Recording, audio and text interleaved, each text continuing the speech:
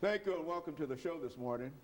The topic this morning is challenges of African American youth, and we're fortunate to have with us this morning to talk about some of the challenges faced by African American youth today, members of the National Association for the Advancement of Colored People, brought to us this morning by Pastor Kay Walker. And Pastor Walker, let's have you to give us some information, make some statements in reference to your background, education, and some of your experiences, and then introduce the individuals that you have with you this morning, and then we'll give them an opportunity to say something about their background, and then we'll get into this second segment, and then we'll start talking about some of the challenges. Well, first of all, Dr. Haynes, let me say thank you to you again for giving us an opportunity to come on here and talk about some of the issues that we feel like are very necessary to talk about. Your program has always been a forum that gets the information that is very informative, so I just want to thank you first and foremost for that. My name is Kelvin Walker. I pastor the Hands of God Christian Church. We're located at 600 North 2nd Street out here in East Nashville. I was born and raised here in Nashville. Made an attempt through the public school system to get an education. I was one of the bad guys, and that didn't work out too well, but I ended up going into the Navy, spent a little time in the Navy, got out, Navy, went through OIC, got a GED, went to Tennessee State for a little while, didn't make it there, was strung out on drugs all during that period of time, and ended up incarcerated in the state prison system, and got out of there, continued a life of crime, and then in 1986, God called me into ministry, and I've been doing works of ministry ever since.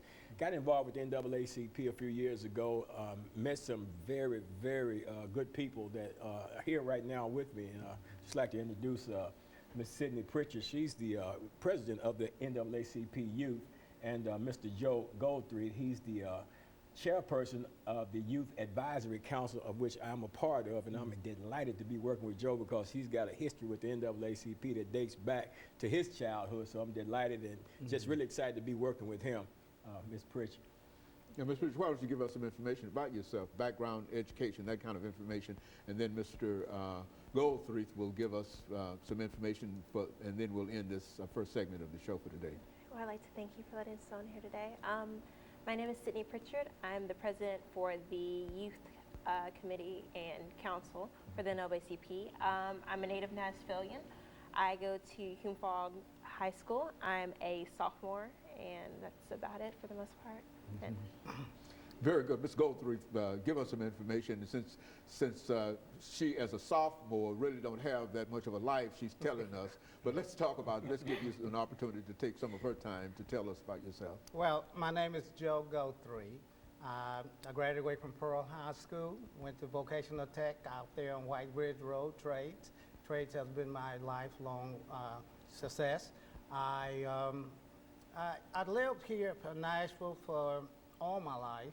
I've been with the NAACP for 55 years. I was a junior NAACP person, and now I am chairperson to bring the youth back to be able to go out and do the things we used to do. Very good. And so, Pastor Walker, we're saying that the NAACP is still a very, very important organization. Oh, absolutely. Yeah, without a doubt. And what's really impressive to me about the NAACP is the youth part of the NAACP, because everybody knows that, you know, as members of the NAACP, we get older, and it's important that youth are trained up to carry on the work and the mission of the NAACP. And I'm impressed. I was hoping that Sydney would give us a little bit more information about herself, because I'm impressed with her level of intelligence and the knowledge that she do have in terms of leading and guiding this particular aspect of the youth, in terms of raising up the youth and learning the parliamentary procedures and the things that's necessary to guide the youth in the direction that it goes. Because, Dr. Haney, you know that most time when we hear about the youth, we're always hearing something negative, but there's a positive thing that goes on with our youth that we don't get a lot of media attention. That's why I want to thank you once again for allowing us to come on and to highlight some of the things that the youth are doing positive as we talk about the challenges that the African American youth are facing in the world today.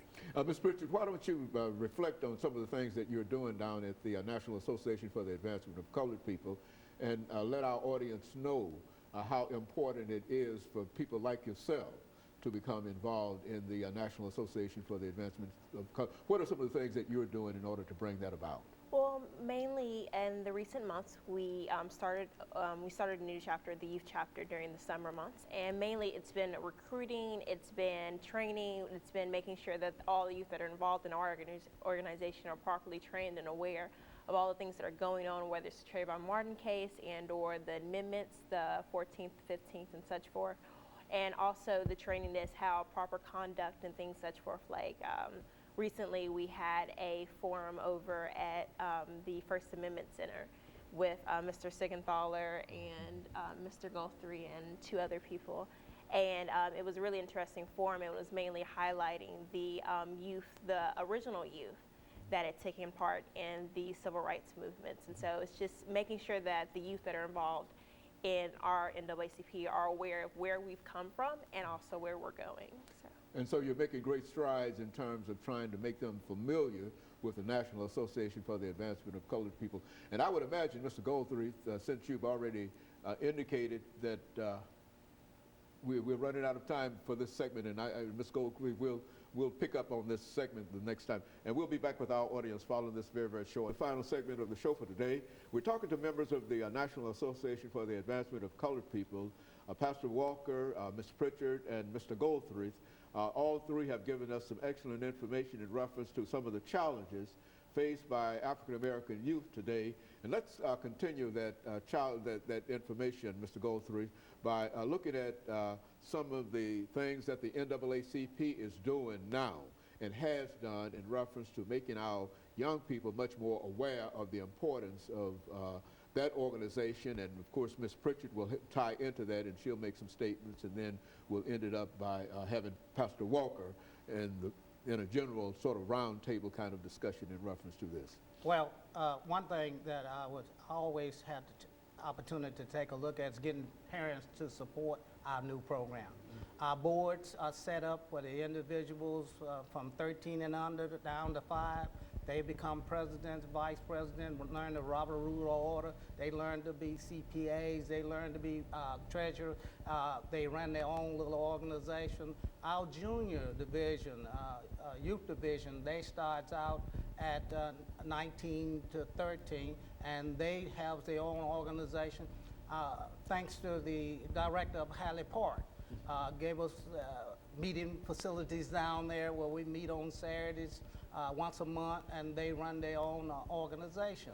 This is what we're trying to do, teach the children to be leaders at a younger age, and they will continue to lead forward.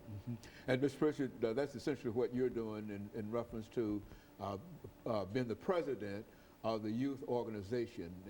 How many members do you have in that organization in a real sense? I mean, we have at least 150 regular youth members, and then we have at least about 30 lifetime members. You mean you've got 150 young people that come to a youth organization for the National Association for the Advancement of Colored People? I would say, Pastor Walker, that that's an extraordinary number of young people to get together concerning such an organization. And evidently you're doing a great job, much more than people would give you credit for, because I really would not have thought that it would be that many individuals who would be involved in the youth activities. What about at some of the colleges and some of the universities? Are you able to reach out to those institutions as well? Yes and no. Because of the way that our organization is set up, there's an age limit from each section, the youth and the juniors. And because of the age limit, it's 18.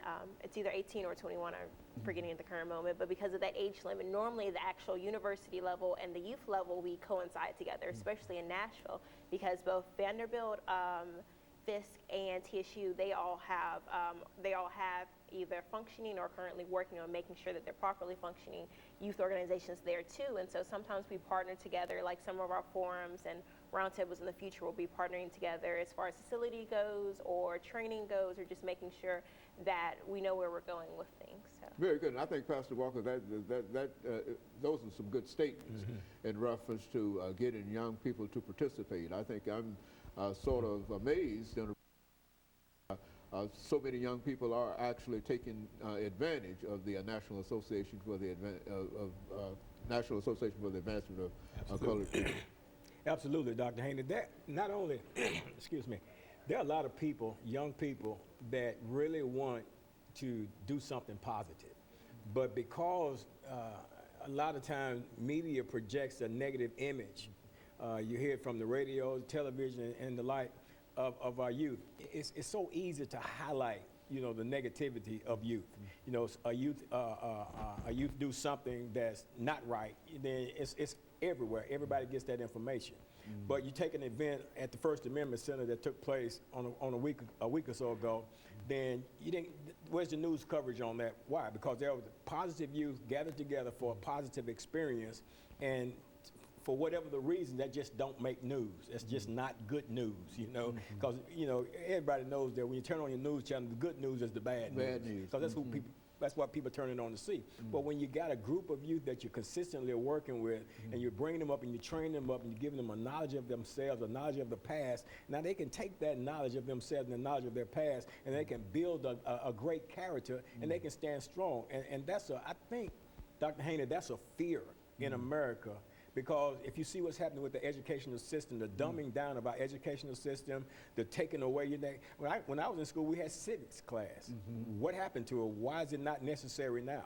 Because you learn how the government function, how it operates and stuff like that. So you have a working knowledge of how to maneuver yourself through life. But now it's like there's a dumbing down. So what's important now is that we educate youth as to who we are, where we come from, and where we can go based upon the knowledge we have of our past. And I think that's how we got to look at this thing. And that's why I'm so excited about being able to, I don't know if Mr. Goldthread knows, but I'm up under his wing.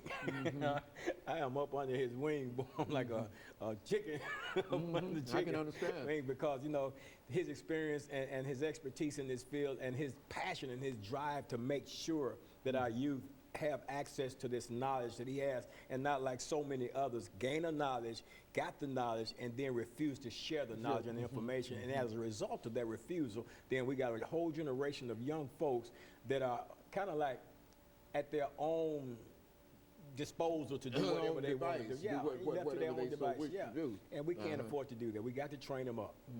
It's biblical. Train up a child in the way that they should go, and when they're old, they'll not depart from it. That's what's happening in this process. Mr. Goldthread, give us some final statements in reference to that. We've got about 3 minutes before we end this show for today. You can take a look at our high schools. Each high school, we have a president and a vice president. Ms. Richards probably can tell you she's having a meeting this Thursday of each high school vice president, president.